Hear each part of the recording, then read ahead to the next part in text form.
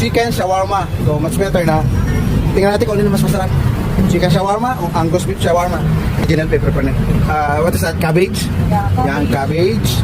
Meron siyang onion. Kunti lang onion ha. Oo, yung tomato, sige, todo mo na yun. Ito na yung chicken shawarma ni Ate. Ayan o. So, open natin. Preparing the ano yan, wrapper yan. Then, ayun. Crispy daw yan. Yung pinasok na. So, ayan, let's go. Ito po yung na-prepare ni Ate Janelle. So, titikman na po natin. Let's go. Para chicken shawarma naman po ito. Ayan, mga vlog, ito na po yung Naki shawarma ni Ate Janelle. So, chicken shawarma po ito mga Ate. So, titikman na po natin kung anong pagkakaiba niya doon sa Angus beef. Angus beef, siyempre, very popular po yun. Dito mamahaling beef. Ito naman kay Ate. It's only 75 pesos. Naki shawarma. Dito po sa may Star Mall po facing EDSA. So, makita nyo, may marami nakapila. Ito na po natin, dahil natin, ayan po siya. Ito makikita nyo po yun. Pagka bago nyo kagatin siya, ayan, yung natura niya yung tango. So, and then, ayan ang side niya. Ayan, ayan. Ipa na po natin.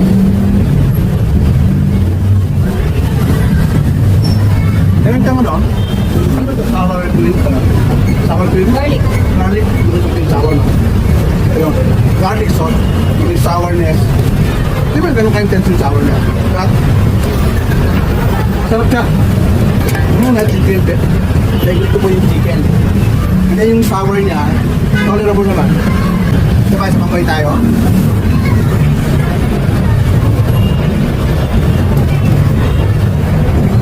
Narito ko na po yung ano, pinaka-middle niya, yung may onion. Complement siya dun sa sour na sa yung onion niya, yung pinaka-parang yung spiciness, onion. Hindi natin pinalagyan ng maraming onion kasi hindi naman tayo nailigin sa onion. Yung tomatoes, meron din lang. Meron din.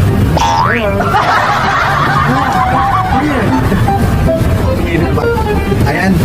Masarap siya. Pusin natin para at least yung exactong rating sa atin na yun. Kabigay natin mamaya.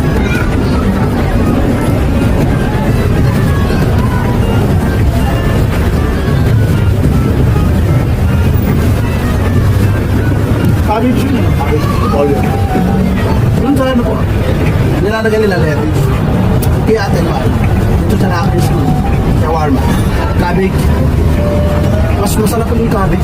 Wow! Parang ano din eh. Kasi chicken po ito. Doon naman po ang gusto. Parang complimenting ko exactly din naman yung lasa niya. But dito, malasa po yung sauce niya ako. Yung sour, yung garlic sauce niya. Parang nagsisiyata ako. Yung kumain sa Singapore na ganito.